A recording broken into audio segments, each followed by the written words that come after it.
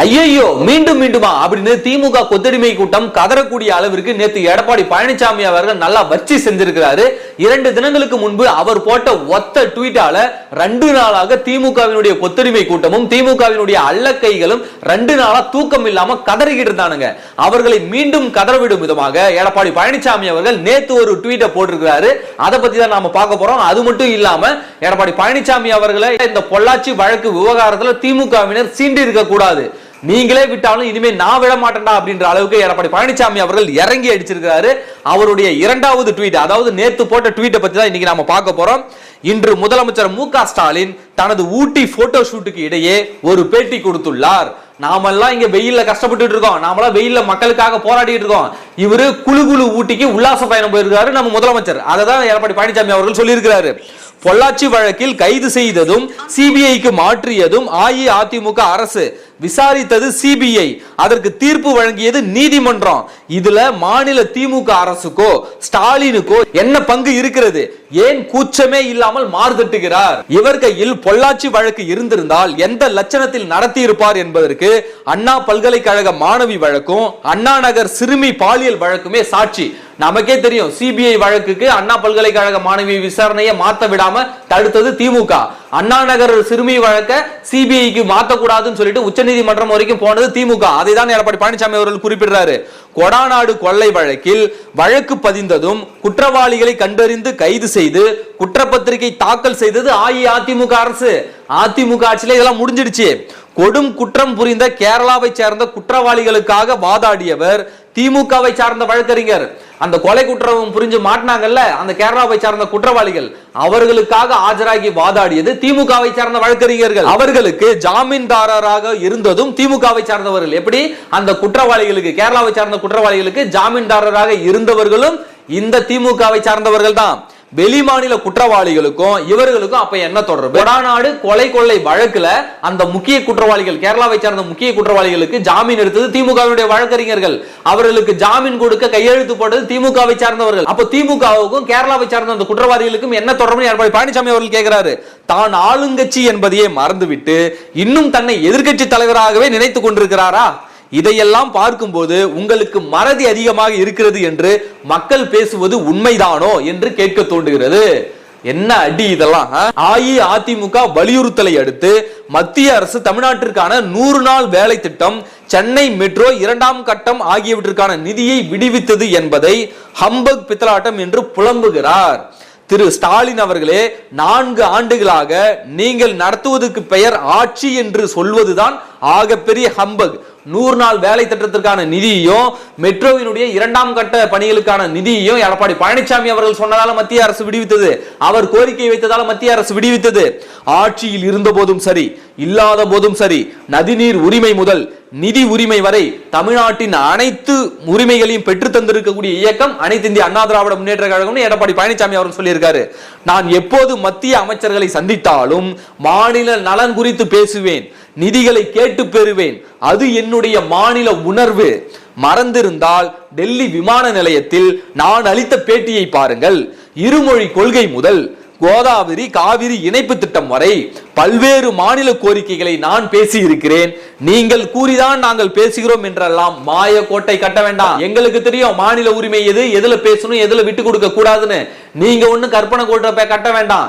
நீங்க சொல்லிதான் நாங்க செய்யறோம்னு அந்த கற்பனை கோட்டைகளை கட்டி மக்களை ஏமாற்ற வேண்டாம் எடப்பாடி பழனிசாமி சொல்றாரு.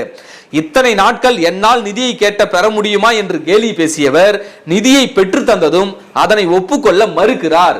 இதுதானே ஓஜி பித்தலாட்டம். மாநிலத்தில் ஆட்சி, மத்தியிலும் 39 எம்பிகளை வைத்தும் தன்னால் சாதிக்க முடியாததை அஇஅதிமுக செய்துவிட்டதே என்ற வயிற்றெரிச்சலுக்கு முதலமைச்சர் இருக்கிறது போலும் மக்களுக்கும் மாநிலத்திற்கும் நன்மை நடப்பதை கூட ஏற்க முடியாத உங்களை 2026இல் நிச்சயம் மக்கள் ஏற்க போவதில்லை அப்படின்னு சொல்லிட்டு மீண்டும் மு.க. ஸ்டாலின் அவர்களை சங்கிலியே மிதித்து சட்டையை பிடித்து எடப்பாடி பழனிசாமி அவர்கள் இன்று கேள்வி எழுப்பியிருக்கிறார்.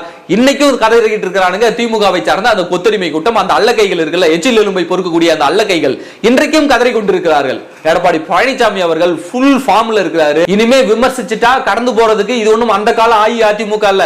அட விமர்சிச்சானா உடுப்பா கடந்து போவோம் அப்படின்னு சொல்றதுக்கு இது புரட்சி தமிழர் எடப்பாடி பழனிசாமி அவர்களுடைய தலைமையின் கீழ் இயங்கக்கூடிய அஇஅதிமுக.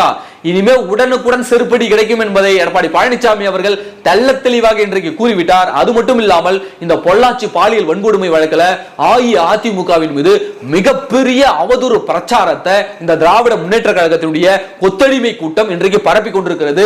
அதுல முதல் அவதூறு என்ன அப்படின்னாக்க, சம்பவம் நடந்தது 12/2/2019, அதாவது பிப்ரவரி 12ஆம் தேதி அந்த சம்பவம் நடக்கிறது. அந்த பாலியல் குற்றம் முதலாக வெளிச்சத்திற்கு வருது. ஆனா அதிமுக அரசு பிப்ரவரி 24ஆம் தேதி தான் அந்த வழக்கை எடுத்துக்குது. அன்னைக்கு தான் எஃப்ஐஆர் போடுதுன்னு சொல்லிட்டு ஒரு மிகப்பெரிய பொய்யை வந்து பரப்பிட்டு இருக்காங்க.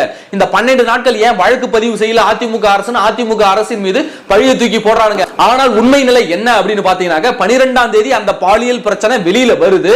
அந்த 12ஆம் தேதியிலிருந்து அந்த 24ஆம் தேதி வரைக்கும் அந்த 12 நாட்கள் காலகட்டத்தில் அந்த இரு கேங்குக்கும் உள்ளே சண்டை நடக்குது, ஊருக்குள்ளே சண்டை நடக்குது. அந்த பாதிக்கப்பட்ட பெண்ணினுடைய சகோதரர்கள் சொந்தக்காரர்களா போயிட்டு அந்த பாலியல் பொறுக்கிகளை போய் தாக்குறது, அடிக்கிறது, இவங்களுக்குள்ளே சண்டை நடக்குது. இந்த சண்டை நடந்த வீடியோ, அதாவது அந்த திருநாவுக்கரசு கூட இருந்த இன்னொருத்தனை போட்டு பொளந்த வீடியோ இணையத்துல வைரலான பிறகுதான் அப்புறமா காவல்துறையினுடைய கவனத்துக்கு இந்த பிரச்சனை கொண்டு செல்லப்படுகிறது. அப்ப அந்த மாவட்டத்தினுடைய எஸ்பியாக இருக்கக்கூடியவர் என்ன சொல்றாங்கன்னாக்க, ஏங்க நீங்க ஏதாவது புகார் தந்தாதாங்க நாங்க கம்ப்ளைண்ட் ரெஜிஸ்டர் பண்ண முடியும், புகாரே யாரும் கொடுக்காம நாங்க எப்படி தன்னிச்சையாக எஃப்ஐஆர் பதிவு பண்ண முடியும், நீங்க புகார் கொடுத்தாதாங்க நாங்க நடவடிக்கை எடுப்போம் அப்படின்னு எஸ்பி அவர்கள் சொல்றாரு. அது வரைக்குமே அந்த பாதிக்கப்பட்ட பெண்ணினுடைய வீட்டார்கள் என்ன பண்றாங்கன்னாக்க, பொண்ணோட மானம் போயிடும், பொண்ணுடைய பேர் வெளியில தெரிஞ்சிருமோ அப்படின்னு அவர்கள் தயங்கியதால் தான் இந்த காலதாமதம். 24ஆம் தேதி இவர்கள் கம்ப்ளைண்ட் கொடுத்த உடனே 24ஆம் தேதி எஃப்ஐஆர் பதிவு செய்யப்படுகிறது. இதுல அதிமுக அரசுக்கு எந்த விதமான சம்பந்தமும் தொடர்பும் கிடையாது. ஆனா இந்த திமுகவுடைய கொத்தடிமை கூட்டமோ, நக்கீரன் கோபால்னு ஒரு பொறுக்கி பையன் இருக்கிறாள், திமுகவுடைய எச்சி எலும்பை பொறுக்கி தின்னு கொண்டு அவர்களுக்கு வாலாட்டி கொண்டிருக்கக்கூடிய அந்த நக்கீரன் கோபால் என்ற பொறுக்கி பையன் 1300 வீடியோ எங்கள்கிட்ட இருக்குது அப்படின்னு சொல்லிட்டு 1000 வீடியோ இவன் போட்டு நல்லா யூடியூப்ல சம்பாரிச்சான். இவனுடைய சப்ஸ்கிரைபரை ஏத்துக்கிட்டான். ஏன் வாங்கிட்டு இருக்கிற அந்த 1300 வீடியோ ஆதாரத்தை கொண்டு போய் கொடுத்து, பொள்ளாச்சி ஜெயராமன் மகனுக்கு வந்து சம்பந்தம் இருக்குன்னு சொல்றல, அந்த ஆதாரம் உன்கிட்ட இருந்தாக்க கொண்டு போய் கொடுத்து தண்டனை வாங்கி கொடுக்க வேண்டியதானே? எதுக்கு கோர்ட்ல வந்து வழக்குக்கு உன்னை கூப்பிட்டதுக்கு எதுக்கு 27 முறை வாய்தா வாங்குற? கோர்ட்ல ஆதாரத்தோட கேக்குறான்ல, ஏன்னா ஆதாரத்தை எடுத்துறோம் உங்ககிட்ட இருக்க ஆதாரத்தை கேட்கறாங்கல்ல கோர்ட்ல, எதுக்கு கோர்ட்டுக்கு போவாம நீ 27 முறை வாய்தா எதுக்கு வாங்குற? அப்போ நக்கீரன் கோபால் திமுகவுடன் கைகோர்த்து கொண்டு இந்த அதிமுக ஆட்சியின் மீது அவல பெயர் ஏற்படுத்துவதற்காக அத்தகைய ஊடக பொறுக்கித்தனத்தை பண்ணியிருக்கிறான். அப்புறம் அதிமுகவின் மீது இந்த திமுக கொத்தடிமைகள் கிளப்பிய மிகப்பெரிய அவதூறு என்ன தெரியுங்களாங்க, ஒரு பையன் ஒரு பொண்ணு கூட, ஒரு 4-5 பொண்ணு கூட இருக்கிற போட்டோவை எடுத்து போட்டு, இவன் தான் பொள்ளாச்சி ஜெயராமன் அவர்களுடைய பையன், இவனை ஏன் கைது செய்யலன்னு சொல்லிட்டு அன்னையில் இருந்து அந்த பாலியல் பிரச்சனை வெளியில வந்ததுல இருந்து இன்னைக்கு வரைக்கும் அந்த பொய்யான போஸ்டரை இன்னும் பரவிட்டு இருக்கான். அதிமுக மீது அவதூறு பரப்பிட்டு இருக்கான். அதனுடைய உண்மை தன்மை என்ன அப்படின்னு பார்த்தாக்க, அந்த நபர் கர்நாடக மாநிலம் உடுப்பி மாவட்டத்தில் காவல்துறையில் பணிபுரியக்கூடிய சுஜித் ரெட்டி அப்படின்ற ஒரு ஆளு. அவன் அங்க இருக்கக்கூடிய பெண்களை ஏமாற்றி அவர்களை பாலியல் ரீதியாக சுரண்டி அவர்கள்கிட்ட இருந்து பணத்தை எல்லாம் புடுங்கி வீடியோ எடுத்து மிரட்டின பையன். அவனை அந்த மாநில காவல்துறை பிடிச்சி அவன் மீது வழக்கு பதிவு செய்து அவன் சிறையில் இருக்கிறான். அந்த போட்டோவை தூக்கிட்டு வந்து இவர் தான் பொள்ளாச்சி ஜெயராம் சொல்லிட்டு அப்படி ஒரு அவதூறை இந்த திமுக கொத்தடிமை கூட்டம் அஇஅதிமுக மேல பரப்புங்க. அப்ப முழுக்க அனைத்து இந்திய அண்ணா திராவிட முன்னேற்ற கழகத்தின் மீது அவதூறு பரப்பணும், அதன் நற்பெயருக்கு களங்கம் விளைவிக்கணும்னு சொல்லிட்டு திமுகவும் அதோடைய எச்சில் எலும்புக்கு வாலாட்டக்கூடிய அந்த ஊடகங்களும் அன்றைக்கு அந்த பிரச்சனையை ஊதி பெருசாக்கி எவ்வளவு அவதூறு பரப்ப முடியுமோ அந்த அளவுக்கு அஇஅதிமுக பெயரை டேமேஜ் பண்ணானுங்க. குற்றவாளிகள் தண்டிக்கப்படணும் தாங்க, அதுல எந்த விதமான மாற்று கருத்தும் இல்ல. எடப்பாடி பழனிசாமி அவர்கள் குற்றவாளிகளை காப்பாற்றணும் அப்படின்னு நினைச்சிருந்தா அவர் எதுங்க சிபிஐக்கு மாத்த போறாரு வழக்க? சொல்லுங்க பாப்போம், அவர் எதுக்கு சிபிஐக்கு மாத்தணும்? இன்னைக்கு நீங்க குற்றவாளியை காப்பாற்றுவதற்காக சிபிஐக்கு மாத்தாம அண்ணா பல்கலைக்கழக மாணவி வழக்கையும் அண்ணா நகர் சிறுமி வழக்கையும் நீங்க வச்சிருக்கீங்க பாரு.